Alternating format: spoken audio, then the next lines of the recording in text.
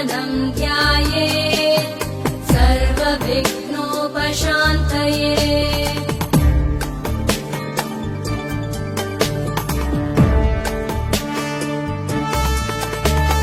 शान्ताकारं भुजगशयनं पद्मनाभं सुरेशं विश्वाधारं गगनसदृशं मेघवर्णं शुभाङ्गं लक्ष्मीकान्तं कमलनयनं योगिभिर्ध्यानगम्यं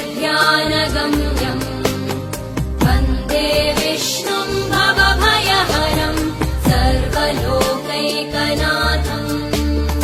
वन्दे विष्णुं भवभयहरं सर्वलोकैकनाथम्।